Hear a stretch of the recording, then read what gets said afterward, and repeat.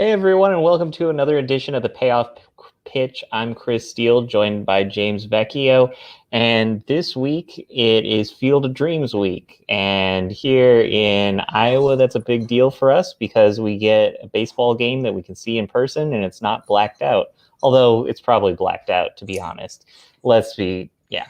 So anyway, James, with this game, is this just a good marketing ploy by MLB to kind of help everybody forget about their many, many awful mistakes, blackouts being among them? I would assume so, and I would also assume that eventually it turns from being a good marketing ploy into a bad one. Not sure how it'll depreciate and turn into crap, but it will somehow. I don't really know how. Maybe they'll just destroy all the roads leading over to Dyersville and not clean up and not pay any attention and just leave the whole city a giant cesspool disgustingness. I don't know, but if I have faith in anything, it's the faith for MLB to screw something up. So while this looks amazing on the outside, the realist in me says something's going to crash and burn. Well, the one thing that has been good recently is Eloy Jimenez, and people couldn't wait at the beginning of the year to get him on their team. But the moment that Eloy puts on a glove, he's instantly injured by himself. So is Eloy worth having as a DH only player? Yes, he is, but in the world of fantasy baseball today, where people get routine rest, and there's only one viable DH only player, maybe two. When you've got Ohtani and Jordan Alvarez, depending on your league settings, those are the two guys who you can roster. And Ohtani's still just so tough for me. Obviously, he's gonna win the MVP this year, and he's an elite offensive asset. But man, when he doesn't play, I'm always just like, I feel like it's a waste of a roster spot, whereas when I can rotate someone in and it's not just pure utility, it feels better. So I know that that's the wrong feeling. There's absolutely nothing wrong with rostering Ohtani, and frankly, you've probably won a good amount of leagues if you have him on your team, but that was the reason I was out on him to start the year, and it's the reason I'm probably not going to pay whatever price it is to get a DH going forward. I think Stanton still qualifies as an outfielder in most leagues. He'll probably lose that eligibility next year. So that's kind of not good, especially when you look at his playing time. To me, he's not rosterable. He just doesn't play enough.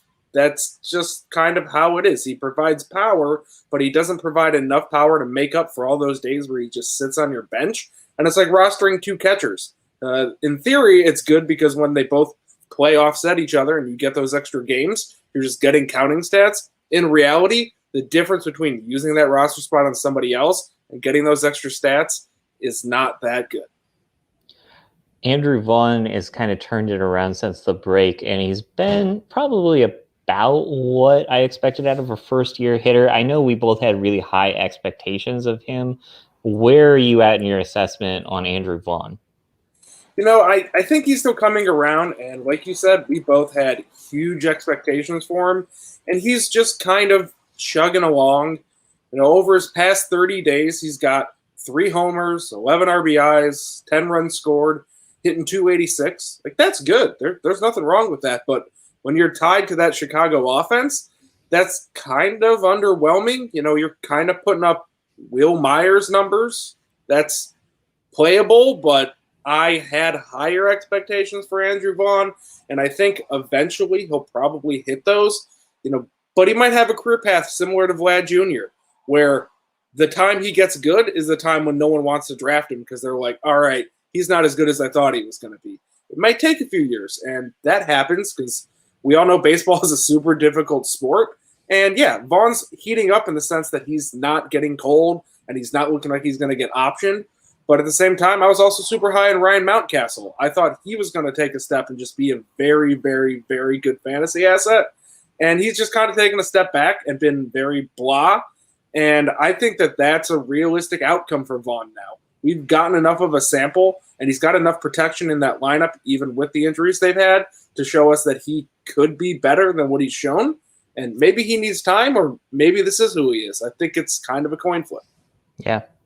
And it's tough when it feels like that offense can be so powerful at times, and he's just kind of a minor key among those players right now when it seemed like it was set up for him to have a bigger role. Yeah, when they lost, Luis Robert, they lost Evoy. It was Vaughn's offensive output that's supposed to make up for that. Right. Instead, it didn't happen. And while I know I'm putting a lot of pressure on a rookie to show up and hit, that's all Andrew Vaughn's ever done. Yeah. They had to just find him a defensive position because he's the guy who hits. He's supposed to be a Yordan Alvarez to bring him up one step. Right. A guy who just hits. You don't really know what you're going to do with him doing anything else, but you know you're going to get production. And Yordan started from day one, and Andrew Vaughn hasn't. So I'm not as optimistic as I was. I'm still overall optimistic. I don't think you should just dump him in a dynasty league and get what you can. I think he's worth holding and waiting out. But am I trying to trade for him anymore? No. Sometimes you miss on guys, and I'm afraid I might be missing here. And it could just be it was a weird sequence that led to Vaughn being in the major leagues. You look back at the way Alvarez was able to come up is he was able to plow through AAA and essentially be the hottest hitter on the planet before he eventually gets called up to Houston. And then he has that coming out party once he is at the major league level. With Vaughn, he has the weird 2020 where he can't really play. And they tried to get him on the roster last year, but he was definitely not ready in their spring games. And so by the time we get to this season, it's just like you're on the roster, and he didn't get that chance to dominate at like a professional level. So, I mean, is that the rush versus like rust kind of thing? It's hard to tell with players and who they are. Yeah, you're completely right. It's where are they and what are they doing? Like, I don't really know who falls in where, but I think he could have gotten some value out of playing more in AAA. At the same time, we've seen plenty of people mash beyond belief in AAA, and they can't hit a lick in the bigs. And them mashing in AAA doesn't exactly help them attain their major league caliber hitting. It's just, to me, everyone lost that. All of the pitchers lost their ability to work on their stuff against live hitters and actual opponents. It's a mutual loss. It's not just on Andrew Vaughn more so than other players. So yes, it's a factor, but it's a factor for everyone. And sometimes it just feels like, from a hitter's perspective, where he was coming off of so many things that were going right for him, like being the golden cleats a couple times, things like that, he was set up to succeed. But then because it's just like, we need you now, that his career arc kind of had to go from being a arc to being a checkpoint where it's like, okay, you better be here right now. Yeah, I made the comparison to Will Myers for his stats this year, and I think it's possible, he might have the full career as Will Myers. He was an unbelievably hyped prospect. He won multiple amateur awards as the next guy, and in the show, he won Rookie of the Year. He's an all-star. He got MVP votes last year. He's been very solid, but he also has not met those expectations. He's underperformed, and in a lot of fantasy players' eyes, he's a guy who's a bust. But in reality, he's been a very acceptable baseball player. He hasn't just been this superstar that we thought he was going to be in. That might be the land that Andrew Vaughn finds himself in. An everyday starter, but not somebody who's a star by any means. You think of guys like A.J. Pollock. That's what always comes to my mind. Yeah. He had his one amazing year, and the rest of his career, he's been a guy who's existed. So far this year, he's kind of put up some good numbers, but no one's going to expect that going forward. Why? He's a quality starting major league outfielder. He's not a quality starting major league fantasy outfielder. And I don't know where Andrew Vaughn's going to fall, but I think right now, all likelihood says he's going to fall just on the top of not valuable or just on the bottom of viable, which is not where I predicted him to go. But there's a lot of time left. There's a lot of youth left in him. He can always improve. But right now, my expectations have just taken a step back, but they really have for a lot of first basemen. So it's not like he's mutually falling off while everyone else is heating up. Well, and the guys that you all named, and when you're naming those players, I'm thinking of like David Peralta, and the guys that we're kind of grouping them in with are they would be good if they weren't injured all the time, kind of players. Yeah, exactly. They're guys who, when they have any sort of issue with their production, whether it's a nagging injury, whether it's a long-term injury, whether their defense just is kind of off that year, whether it's, oh, their average is down, they've got just bad BABIP variance this year. Whatever it is, they're not able to make up for it and still be very good. When they run into a snag, whether it's of their own making or whether it's just bad variance, they see their production suffer. They're still playing every day. The team still believes in them. People still believe in them. No one thinks that they're just turned into junk. But they're also guys who have bad years, and the bad years are pretty bad. They're not like, oh, well, he still hit 25 homers and he only hit 230. They're pretty bad. And again, those are viable major league starters, but those are also David Peraltas, guys who've had some nice years, guys who've had some not so nice years. And that exists. Cole Calhoun has made a great career out of being a guy who exists next to Mike Trout. You know, Andrew Vaughn could be the guy who exists next to Eloy Jimenez and Luis Robert. It's totally fine outcome for him, but the way me and you hyped him, it's not what we want. I'm still a fan of Cole Calhoun, no matter what. I have a weird soft spot for him. One of those guys that is kind of on again, off again, superstar potential, then injured, is George Springer. And this season, he's missed a ton of games, but he's as hot as anybody in baseball right now. If you have him in a keeper league, are you looking to move him, or do you kind of just ride him out? Because it's hard to feel like people are going to buy his value, but he is a valuable player when he's healthy and ready to go. You know, everything you say makes sense. It's often hard to sell a player because the people you're selling, other people are aware they're people who can be sold. Yeah. George Springer, I think, might actually be the exception. Yes, he was injured to start the year, but he's been mashing in Toronto, an offensive hitting paradise. He's getting kind of old, but no one's really noticing how he's kind of getting a little old. And frankly, his offensive skill might not diminish the way his speed might diminish. So it might be kind of fine long-term for him to age out of playing a center field. And I think you're in a playoff hunt. You've got teams who are looking to go for gold right now. So if you can sell a player, this moment is the moment you can do it. I would sell George Springer because I don't believe in him as this elite offensive force going forward. I believe in him as being good. I don't have an issue if you want to hold him, especially if you're competing for a championship right now. But if you're kind of on the outside looking in, if you're a borderline playoff team and you know, yeah, this probably isn't going to be my year, there's no time better than right now to sell George Springer because I cannot foresee a future where his value goes up any further than it is today. He's either going to get hurt, his offensive production is going to mellow out somewhat, something's going to happen where he goes from being unbelievably elite and you have the buying ability of getting another owner who needs to get him now because they're on a playoff push. You don't have that anymore. One of those three portions of that equation are going to go away. So if you can sell him and you can find the right buyer, I'd sell. Marcus Simeon never really quite gets like the attention that he's due for being a middle infielder who hits the way he does.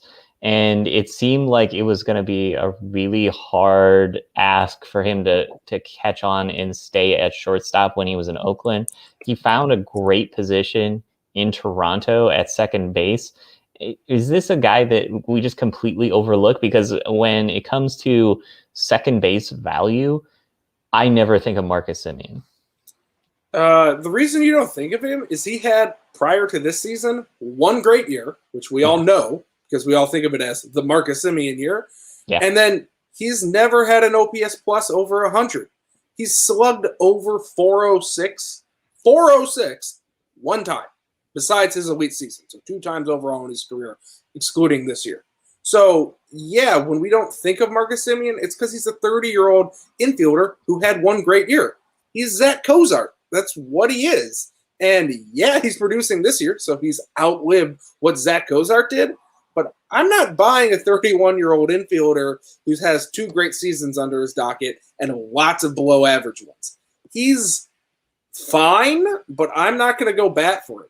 Yes, he has 3 seasons with big power numbers, but those 3 seasons are 2016, 2019, and 2021. And I'm no math wizard, but if you look at those 3 numbers, none of them are sequential, which means you don't know what you're getting year to year. So I don't love Marcus Simeon going forward.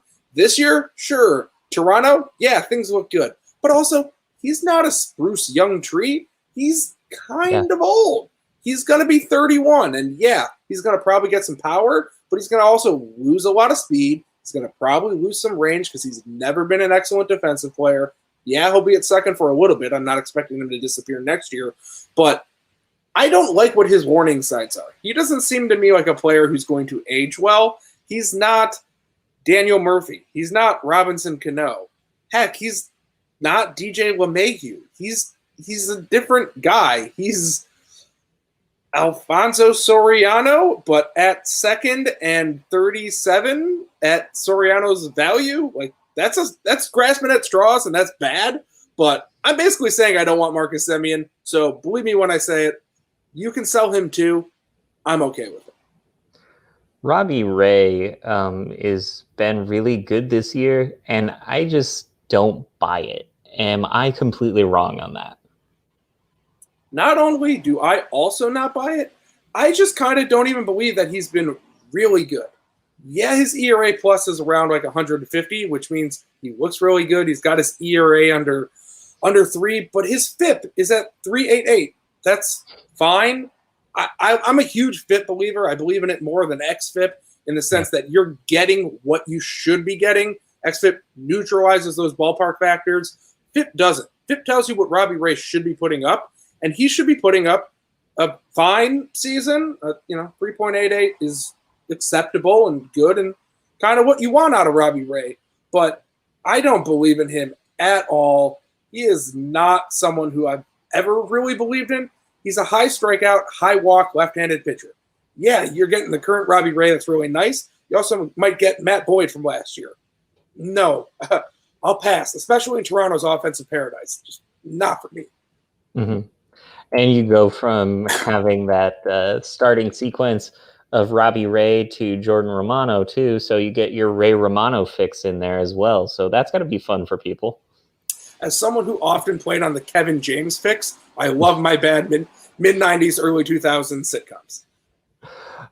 One player that I do kind of really am starting to believe in on the Blue Jays is Alex Manola. Just watching a lot of his electric stuff, I feel like there's something there that might have more long-term value. Where are you at on him? When he debuted, I thought he was just another prospect who was getting called up, who's in theory going to get some innings and look nice and maybe strike some guys out and also have some kind of bad outings mixed in. But, hey, he's a rookie. I don't see anything separating him and Logan Gilbert and a lot of these other high-quality arms, but not the highest of quality. And he's shown that he's been on the right side of that variance, and he's looked very good, especially in an AL East where outside of Baltimore, you've got tough offenses all the time. So have I grown to start to trust him? Yes.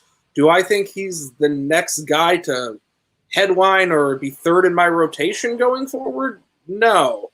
He's a guy who I like and is starting to enter my circle of trust, but he's not a guy who I think you should be investing in his future for. We all know the AL East is a place where people can hit. We also know that the Yankees really didn't hit to start this year. We know the Red Sox, while they're good, they're still not in their spending mode yet. So when those two teams decide to start being good at offense again, Manola's numbers are going to come back, not because he's worse, but because that's who he plays all the time. And frankly, the Orioles can't get any worse. So there's a lot of negative regression in his future, in my mind, when you're projecting forward in Dynasty. When you're projecting forward for the rest of the year, go ahead, buy him. I have no issues there. When you're projecting long-term, I kind of feel like he's also a nice sell high. Looks like I want to sell every Blue Jay, but I'm not the one who's going to be buying Manola. I'm going to be the one who's selling. some stuff I saw before this season was talking about how people thought Trey Turner was one of the best players in the league, and I wasn't on the side of that. People are getting his attention now because he had maybe the slickest slide we've seen all season. But is Trey Turner an elite player? I look at the numbers and I just come away feeling like he's a very, very good player. I mean, if you ask the Dodgers, who do you want going forward? Cost neutral, Trey Turner or Corey Seager? I don't think it's an open shut case one way or the other. And that's because both of those guys are not at the top of their position in terms of the clear-cut number one. They're both obviously elite shortstops, but are they that great? You know, I was hammering the bell preseason that Francisco Lindor isn't that great. He's awesome. I've watched a lot of his baseball, and he's been great as an overall baseball player, but he's not a franchise builder. You look at his offensive numbers, he's Eddie Rosario at shortstop. That plays very well when you have elite defense with it, but he's not that great offensively. When I look at Trey Turner, he's a massive speed demon who gets on baseball and hits for average. Well, that's really good. It's not bad, and in fantasy, that's insanely good because you're getting stolen bases and average, which are super rare. But in real baseball, what's the difference between a single and a walk? Not that much. What's the difference between a double and a stolen base? Well, you'd rather have that double. So I don't think he's anywhere close to being one of the best players in baseball. I think he's in the conversation for one of the best shortstops. But, yeah, I don't buy him as this, like, similar to being a face of baseball guy. Like, he's nowhere near Tatis. He's nowhere near Acuna. He's nowhere near Bryce Harper. He's nowhere near Mike Trout. He's not anywhere close to their league. I'm not trying to bash Trey Turner because he's very good, but to say he's one of the best players in baseball is to talk in hyperbole. It's just not true.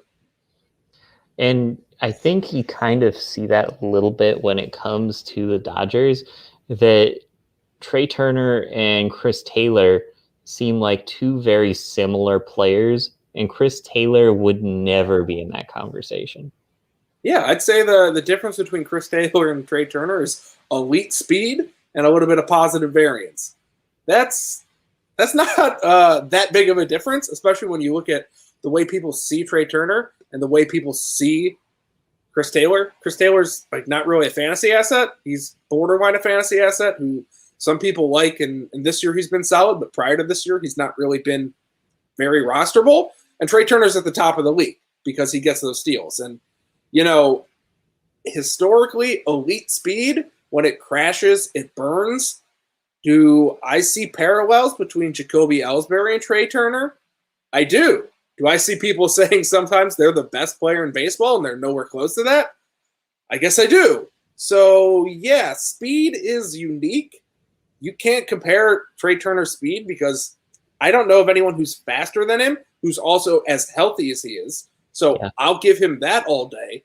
But elite baseball player, take a step back. Well, and as we're looking for value, one value that we know is yard barbers hate spending those long summer days doing yard work. We have just the solution, Yard Barbers LLC. Yard Barbers LLC is a local full-service lawn care company looking to provide the Quad Cities with quality and affordable outdoor services.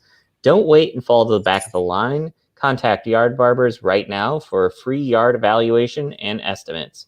Find Yard Barbers on Facebook at Yard Barbers LLC or send them an email at yardbarbersqc@gmail.com. And as we are making that pivot to kind of get ready for a postseason run here, James, looking at the waiver wire, is there anybody out there that has really caught your attention or that you're going to keep a close eye on here over the next week? I mean, yes, in short term, like I went and I grabbed Jorge Soler. I think we talked about this last week and said, hey, why don't we ride this hot streak? He's moving to Atlanta. Let's see how he does. And, he's still hot. So I like that a lot. I've been huge also on Lorenzo Kane. I think he's a great buy low candidate, especially if you're looking for speed. He's going to get some innings. He's going to be playing. He's going to be stealing bases, and he's going to be scoring runs. He's going to be Lorenzo Kane. And Lorenzo Kane has played for a long time in fantasy, and I think over the last 2-month stretch, he's going to keep playing. So those are two very big buys for me. I'm also all in on relievers who didn't have a lot of value before the trade deadline, who now do. So give me Kyle Finnegan. Give me David Bednar, even though he still hasn't recorded a save yet. Give me Devin Williams, even though I know Josh Hader's back. Give me all these relievers who just seemingly don't have saves, but might start getting saves because the wins are going to start meaning more and more. So throw Giovanni Gallegos in there. They're going to be desperate to get some wins, and frankly, they probably shouldn't trust Alex Reyes as much as his save total. So I'm all in on those guys. Those are some quick hits that just, off the top of my head make me go, they could still be around in your league if you don't have competitive waiver wire for saves. Some of those guys are still out there. You could go add a Tyler Clippard. Cole Susler, who's, on the Orioles and isn't even their clear closer, he's still been very good even when he's not closing. So if you've got a roster spot that you are kind of treading in and out on and you're neck and neck in some saves, there are a lot better things you can do, or not a lot of better things you can do than spending it on a weekly, not so hot closer to just snag you a few saves and boost you up there. Well, and you're right. Alex Reyes over the last couple of weeks has been just every time he goes out there, kind of hold your breath and hope that it turns into something that's going to just be okay. One guy that is similar to that is Alex Colome, who seems to always find his way into closing duties somewhere.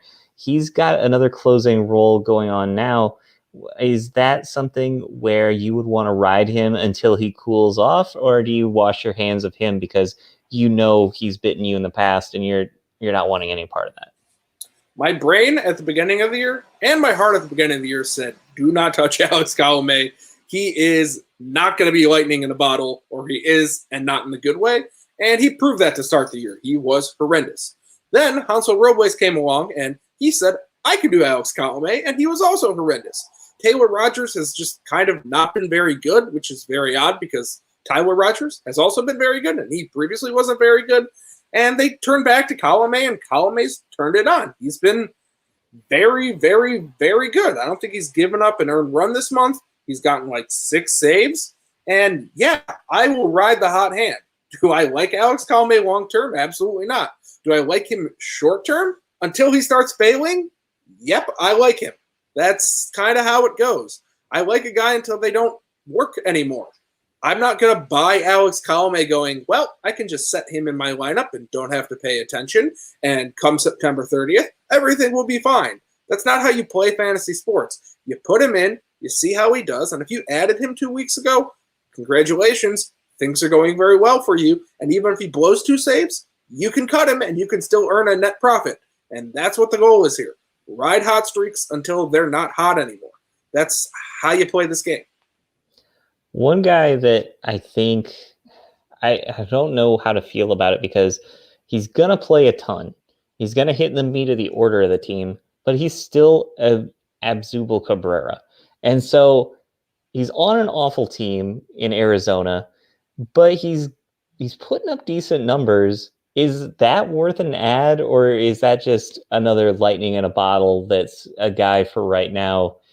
Who knows what's going to happen next week? I mean, at this point in the season, you should know what you need on your team. Do you need some power? Do you need a little bit of average? Do you need those boosts? Is that what you need to do with your last roster spot? Then maybe you go and add Asdrubal Cabrera. If you need a little bit of speed, if you keep losing stolen bases by one or two each round, are you losing in pitching by a little bit and you can kind of rotate that spot in and grab a few starters per week? Do you need saves? It's all what you need. At this point in the season, there's no one who's just not on my table because there's only a month and a half left. Anyone can put together 6 hot weeks. Look at Rafael Ortega. He's a guy who's been a guy for the longest amount of time and has been 1,000% a replacement 7th outfielder. And the Cubs said, okay, sure, you can be an outfielder. And suddenly he's great. He's a 30-year-old guy who's been awful his entire career, And suddenly he's a star. Why? Because it's that time of year where if you're playing and you're playing well, you get in a fantasy lineup. You just do. Playing the name game at this point in the year is what loses you games, not wins. And one guy that I am seeming myself really starting to add in different leagues is Shane McClanahan in Tampa Bay. It just seems like he's really solid, but he has a lot of upside to him too. Am I just getting tricked into he's a young guy who's a part of Tampa Bay and it just seems like it's a good thing, or is this something that's going to end up being a bust? Probably both. Like long term, I think McClanahan could, turn into the next Tyler Glasnow. He could be their actual guy who gets innings. But short term, he's not even averaging 5 innings to start right now. He's just under that. And 5 innings is what the minimum is to get you that win. And if he's going out there and he's pitching 4 1/3, and he's striking out 5, and he's giving up 2 runs, that's not going to win you a fantasy league. That's not going to lose you one, but that's not winning you anything either. He's just kind of there. And I don't want guys who are just kind of there. So I generally avoid that Tampa Bay pitching staff. Why? They're good, but they're super unpredictable. I have no idea if McClanahan, they might move him to the bullpen. We don't know what the hell the Rays do. We just know they win. So do I like him right now? No, because there's too much uncertainty. I don't want to mess around and see what happens. I want to win my league. So, if he's available in your league and you want to spot start him, go right ahead. If he's available in your league and you want to just roster him the rest of the year, I think I'd go with somebody else. I'll get his name wrong, but I'll go for it anyway. Yuseel Kikuchi on Seattle is a pitcher who was described in the past by different outlets as Toby from The Office. He kind of just shows up and he hovers around in the background and he's just good enough to get by and nobody really cares about him too much. This season he's been pretty good. So is there anything to him, or is he actually just a Toby who's on the high side of his Tobiness right now? I am a Kikuchi fan. I've liked him, ever since he really showed up. Yeah, his rookie year, he was kind of iffy, but he had glimpses and he had certain starts where he looked dominant. And you could tell that it was there, but, maybe it was just coming to America. Then in 2020, obviously 2020 season was all messed up, but he had an excellent FIP. He probably had the greatest ERA to FIP ratio out of any starting pitcher. His ERA was like 5.7 something. His FIP was like 3.3. He looked good. His numbers said he should have been a lot better. And this year, he's putting up what his FIP suggests. He's at like a 3.8 ERA. I think his FIP's at like a 4.1. And he's just out there putting together solid, strong performances and getting hit around sometimes against good offenses. He's a very good starting pitcher. I've rostered him full season on a few of my teams, and I don't regret it. I like what he does. He gives you solid innings. He gives you chances for wins. He gives you strikeouts, and he rarely blows up. And when he does blow up, it's relatively predictable. So you can really dance around him and use a roster spot on him wisely. So that is a buy. I've been telling you to sell a lot of people today, not Kikuchi. Go ahead and buy him. One guy I think fits in with keeper leagues if you're looking for somebody young, but at the same time, I'm ridiculously wary of it, is AJ Puck. Or AJP. It's depending on which one shows up and if he's injured or not. So when it comes to AJ, he had a good start his last time out. He has such an injury history that it feels so hard to make a call on him, but he looks a little like Chris Sale. He's lean and he has that violent motion. He has a great fastball, a really good slider. I just can't do it because of the injury history. Is this somebody that if you've got like an extra roster spot, just hide him and see what you can do? I mean, this is the time of year where you need to actually be honest with yourself and go, is my team going to win the championship? Is my team going to be in a position to make some money based on however your payouts are? Right. Or is my team not there? And if my team isn't there, but it's close, it's still not there. And AJ Puck is the kind of guy you can go and add and say, yes, I will roster him instead of Asdrubal Cabrera. Why? Because there's a lot of future return here where he could hit. He could be a diamond in the rough. He could be the next Lucas Giolito or Chris Sale. It's possible. So that's the kind of guy you want to put on your roster when you go, hey, I'm not going to win. And you know what a lot of people in your league do? They say, hey, I'm going to win until they're literally mathematically eliminated. Right. And if you have enough foresight to throw in the towel a week early when you're already very likely to not do anything, you can get AJ Puck as opposed to not get AJ Puck. And whether or not he becomes a star is irrelevant in the sense that you're making the right decisions. Fantasy sports is a lot like poker in that you need to have the right thought process and the right decision-making process. You're not going to hit on everyone you add. You're not going to miss on everyone you add. But if you make the right decisions overall, you're going to hit on 62% of them as opposed to hitting on 37% of them. And that difference is the biggest difference you can have in this game.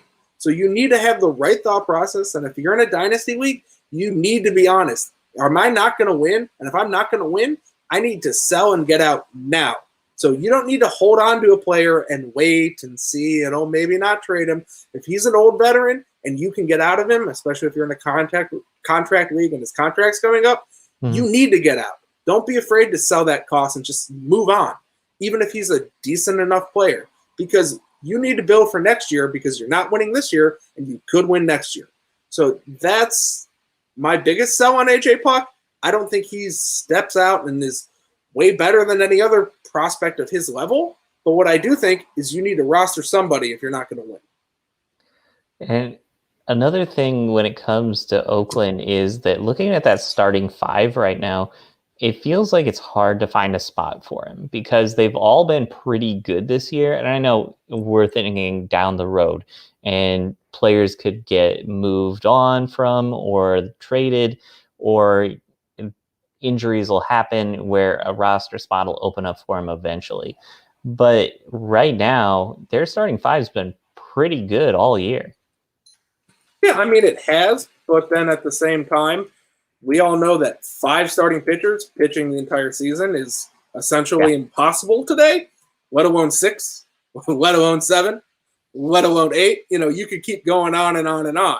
So if AJ Puck has the ability to be a good starter, he will find his way into the rotation and he will stay there. It's kind of that simple. Like, yeah, Chris Bassett has looked very good. But you know what? Chris Bassett's going to be 33 next year. He's not young. He's pretty dang old. He's not your typical Oakland starter. He makes a lot of sense for them to trade. He makes almost too much sense. Then you got Cole Irvin, who's your classic Oakland starter, a guy who's a reclamation project, who's just showed up and been very solid, like above average, but not amazing. And while, that's what he's been, is he going to stay that way? He's Cole Irvin. I can't buy that hard on him as the future. I can buy that it's possible, but I'm not going to say that he's definitively in that rotation for years to come. Sean Manaea is, I'll give that out, unless they move him, which I don't think it's time to move him yet. You got Frankie Montas and James Caprilarian, which I'll butcher that name myself, but all 3 of those guys are probably 2 out of those 3 stick long-term. Is Caprilarian still going to be there? Is Montas going to be horrendous post-steroids Montas or very good pre-steroids Montas? We're not sure. Right now he's somewhere in the middle. I think there's plenty of room for AJ Puck in that rotation. It's just, is he good enough to be in that rotation? Well, and we're talking about guys who do have long-term potential. One of the guys that you've probably seen more than anybody else is Tristan McKenzie. He got off to a horrendous start this year. He's looked kind of to be back to what he was in 2020 or 2019. He's kind of a guy who looks like he still has that upside. Is that true? Is that where he's at right now? Everyone in Cleveland can't stand him at this point. He just gives up hit after hit, and he looks awful, and they want to get rid of him. And I'll say this, I am the biggest Tristan McKenzie believer you can find. I've still got him about where I had him preseason in my starting pitching ranks, which is to say he's very, very high. And the reason is He's number 1 in the league in the strike zone pitches. He's 2 in the zone. He needs to nibble more. Pretty much every bad pitcher out there needs to nibble less. They keep walking people. Those walks turn into runs. That's not Tristan McKenzie. He's getting hit too hard. He's throwing too many strikes. At the same time, when he is throwing too many strikes, he has 88 strikeouts in 76 innings in a year when he's struggling and not good. That'll play, and that'll play very well if he ever turns it around a little bit, because he's going to get a lot of Ks, and he's going to also be putting up very good ratios, and he's going to be on a team that notoriously knows how to make pitchers pitch well. He's also 23, and yeah, last season he looked good in his 8 starts, and this season he hasn't. But if you take his whole career into effect, which is about 100 innings, he looks fine. And I'll buy that as 1 year as opposed to 2 years and go, he's got a lot of room for growth. I believe in Cleveland figuring out pitchers. They've done it with Shane Bieber, Corey Kluber, Aaron Savell. I can name them all like I always do. Mm-hmm. I believe in Tristan McKenzie. I think now is an excellent time to get him on your roster because you only have to carry him for 6 more weeks. And he's going to get you a good return next year. It's rare for me to say I believe in someone so much that I want to say it's a guarantee, but I think he is a guarantee to increase his value from today. Is he going to be a superstar? I don't know. But is he going to be good and he's going to be worth rostering next year? The answer is yes. Well, and another good thing to try to think about long term is what's good for values. Monkey Knife Fights is a daily fantasy sports gaming website for the casual sports fan that is simple, fun, and easy to play. Users determine which superstars compete in the day's professional sporting events and will record more or less than the contested line provided. Monkey Knife Fight's daily fantasy prop games play similar to the salary cap based DFS games, but without the algorithms, lineups, and most importantly, sharks. These are several contests to choose from, none of which require hours of research required on competing sites. Start with a simple 2x2 or go for the highest payouts 100 times and higher by selecting the 8x8 more or less contest. Get started now with 100% instant match bonus of up to $50 with promo code FFSQC. And kind of to go off of that with the monkey see, monkey do, James, that with Alex Reyes kind of hitting this year as a long-term closer, do you think that's something that other teams will start to try to take? And I know it's not a new concept, but since it has worked with Reyes, do you think teams will start to try to look at pitchers who are injury prone that have a good prospect pedigree, kind of like the AJ Pucks, kind of like a couple other guys who along the way just didn't make sense anymore to have long-term at starting pitcher and move them to closer? Is that, I know that's not a Tristan McKenzie type of thing, but AJ Puck, that kind of makes sense. Yeah, that's not something that's rare in baseball, like you said. We've seen Eric Gagne, we've seen John Smoltz, we've seen Derek Lowe, we've seen Kojay Uehara. There's countless others who failed as starting pitchers and became elite relievers. Mariano Rivera, that's a pretty big one. Yeah. There's lots of guys out there who do that, and that's always going to be something that happens. A point that I'd like to hit a little bit harder is making them a closer, because in today's baseball, the word closer is pretty much not a starter. People don't really know what is a closer. Who's Baltimore's closer? Who's Tampa Bay's closer? Who's the Yankees closer? Chapman had 2 bad games, et cetera, et cetera. And I think eventually, which probably won't happen next year, teams will come back to using a closer. And I'll say this caveat. Teams will be using a closer, and it will not be the best pitcher in the bullpen. You will have the high leverage guy be the high leverage guy who moves around and occasionally does pick up his saves as the high leverage guy when the 9th inning is that leverage spot. But you're going to also have a guy who's that consistent 9th inning guy who comes in as the second or maybe the third best reliever and picks up saves in a traditional closer role, even though he's not traditionally the best pitcher in that bullpen. I think that that's a direction a lot of teams are going to go. I think it makes a lot of sense. I watch Cleveland. I think Cleveland is just kind of head and shoulders better than a lot of other teams at just treating pitchers the way they should be treated. They let their pitchers throw innings. They let them throw pitches. Their arms don't explode at a higher percentage than other teams. Why? Because they know how to pitch longer. And likewise, look at what they've done with their bullpen. They've got James Karinchak. They've got Emmanuel Clase. Both of them have kind of shuffled back and forth between the closer role, and they're using whoever is more on in the high leverage role and more off in the closer role. They're the two most elite arms back there, obviously 1 and 2 in that pen, and that's what they've done. And they've had a guy like Brian Shaw be the rotational guy who's just going to get those bulk innings against the lower half of that lineup.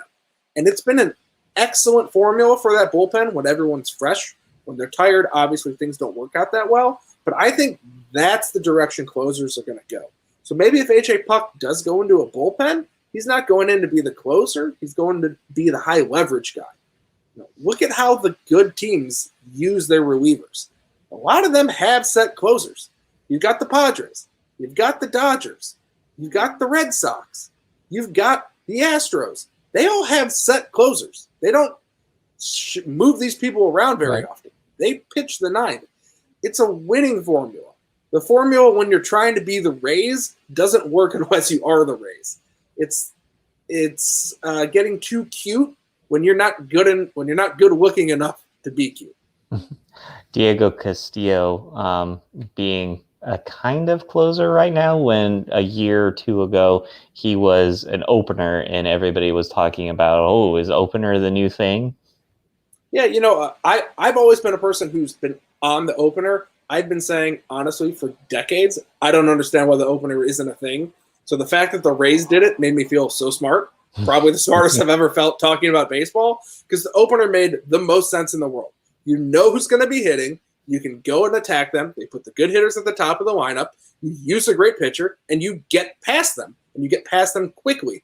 And as we all know, the first team to score in baseball wins a high percentage of the games. So you want to stop them from scoring early, and they treat it like it's another relief game. I'm also a proponent of eventually, I think they're going to be teams that just pitch everybody 2 or 3 innings. And you have a lineup, per se, of pitchers that go like 3 pitchers going 3 innings, and then you have 2 floating pitchers to come in if one of those 3 pitchers is pitching poorly. And you just go that length. And everyone is this homogenized kind of same quasi type of pitcher. There's no real defined role. People move in and out. You go based off of numbers, who does well at the top of the lineup, who's going to do this. And it's just this ugly, disgusting, unfun version of baseball, but also an extremely Tampa version of baseball, and a version of baseball that will work until teams figure it out. And I think all these things are things that are going to happen. And the great thing about baseball is they'll happen, and then teams will adjust, and then those things will adjust. That's what is great about this sport. It's what's great about basketball. It's what's great about football, is there are adjustments, and then adjustments on the adjustments, and then adjustments on the adjustments of the adjustments, et cetera, forever. Mm-hmm. So anytime a new trend comes, there will be an adjustment. Eventually, barring a forced rule change, eventually there will be hitters who spray the field.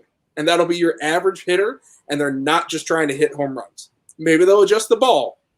Maybe they'll deaden the ball so it's easier to slap it on the ground and run to first faster.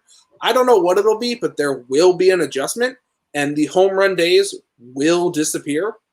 I'm sure of it. I guarantee that will happen. Can't guarantee a lot in life. I guarantee it'll happen, and I guarantee baseball in 10 years will not look like baseball today, but it'll still be baseball. Yeah, and it feels hard to conceptualize that kind of idea of having pitchers be utilized in that way when everybody on every bench right now is a guy that they could get off at the bench and put him in the game.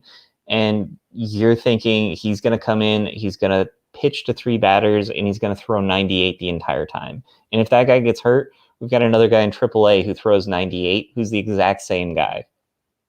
Yeah, I think there's a lot of, I guess, baseball mechanics right now, which is maximize velo, then figure out control. And it's not a quiet thing. Plenty of other people have discussed it. It's not something that I've come up with by any means, but it's just what the numbers say.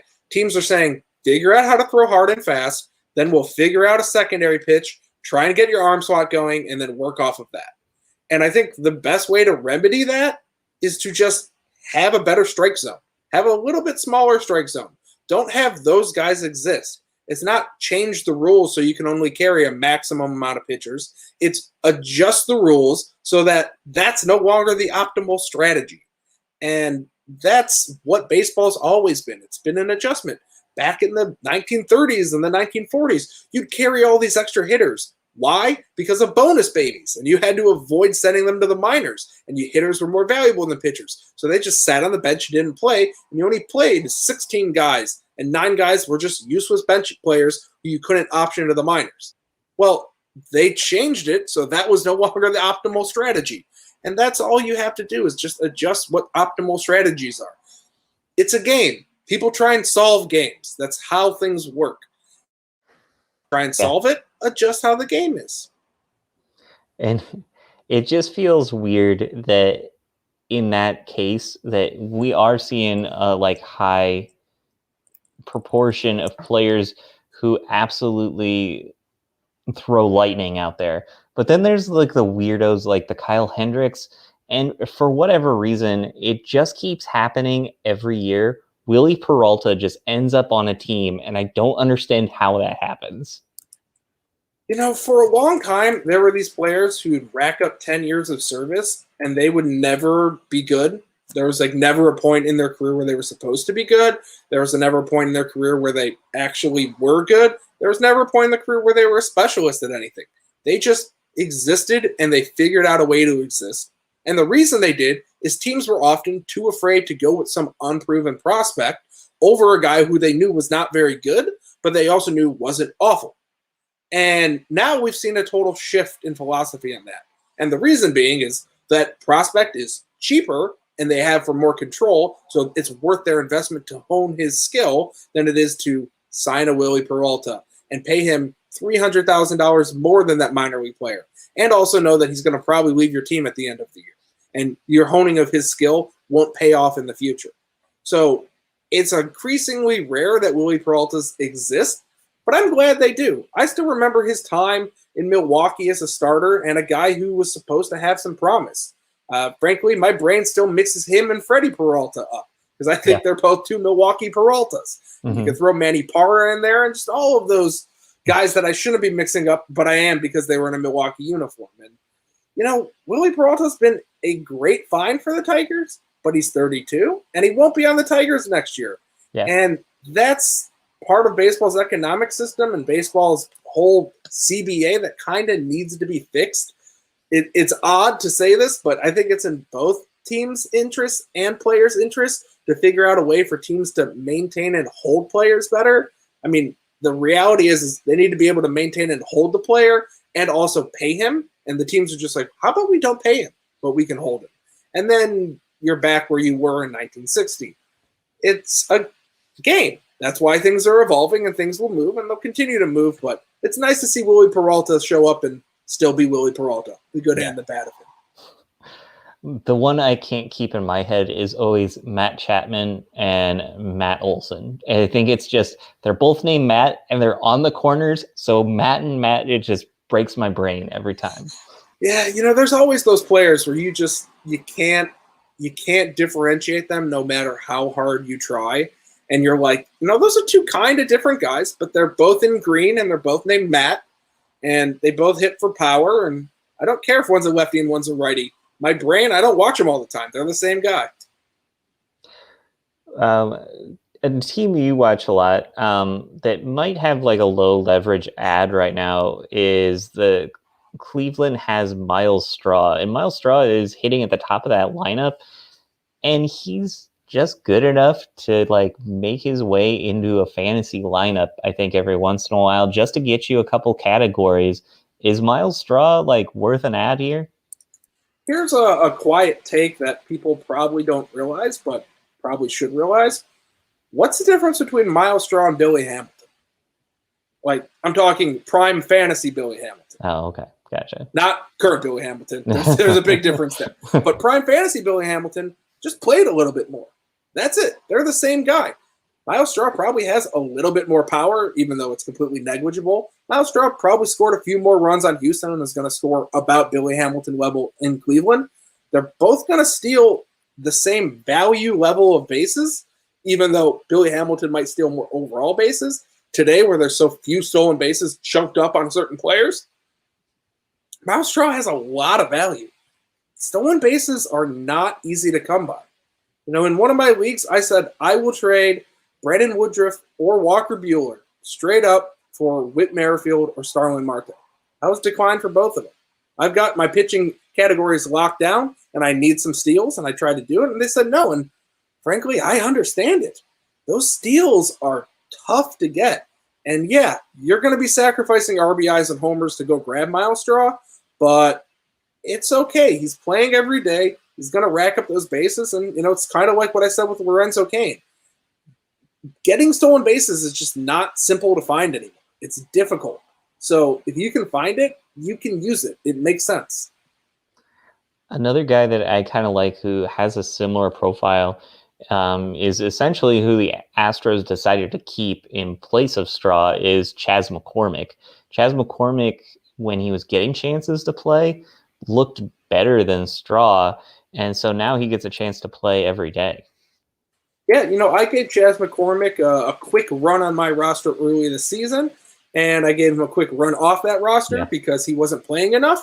And now that he's playing, he opens my eyes up again. When you're tied to that Houston offense, even if you're hitting lower in the order and you have some speed, there's a lot of upside. I don't care what your name is. If you have those, traits, you can be somebody.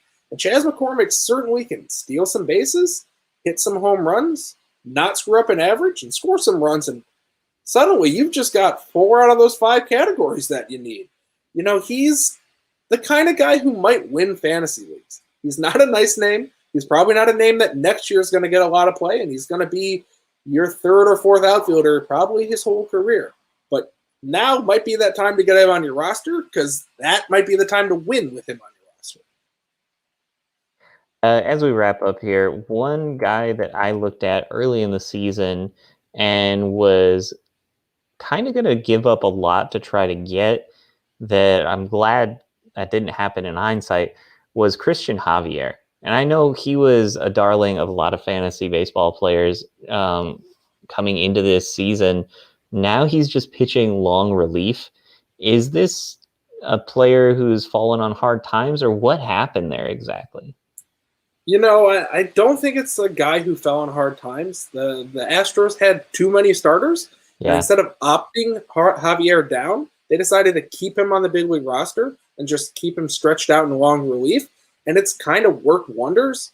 Another quiet thing that we don't realize is the long man has disappeared from baseball. The reason the long man disappeared is because why have a guy who can throw 4 innings when you can have a guy who can throw 1 inning at 98? You can just have another one. And Javier's been a godsend in terms of just keeping everyone on that team fresh. And yeah, have they jumbled him up and he's no longer a fantasy asset? Of course he isn't. Except he's still putting up very nice numbers. He's got an ERA under 3. He's got a whip at 1.15. He's got over 100 Ks in 80 innings. Does he have the win total? Nope. Does he have 1 save? Yeah. But his actual numbers suggest if he finds his way back into the rotation, which he probably will because he's cheap and he's already proven he can do it, he's going to be a very nice return. So those of you in Dynasty Leagues looking at next year, Christian Javier is a gigantic target, just like Michael Kopech. These guys in the bullpen who are supposed to go to the rotation, who are pitching well, but just not in a rotation yet. You can go get them now before they're in that rotation and turn a nice little profit. In the game, the show, they always seem to have a long reliever, and it always seems to be Jared Hughes for some reason. Every team seemingly has Jared Hughes that comes out of the bullpen, and you're just like, how the hell did Jared Hughes end up shutting me down again? Yeah, Jared Hughes has always been one of those enigmas. I could talk a little bit on Jared Hughes because he's a guy who always had bad secondary numbers, but great actual real numbers, right. And he just kept doing it year after year. and he just kept being successful. And while those secondary numbers are really nice, the numbers that do matter the most are the W's and the L's. And if Jared Hughes and a long reliever can help you get those W's and not those L's, even if his overall numbers aren't very nice, it is a team sport. Well, and we wish everybody some luck, better than Jared Hughes had, and going into this week. But for me, Chris Steele, alongside James Vecchio, wish everybody luck on the upcoming fantasy week, and we'll talk to you again soon.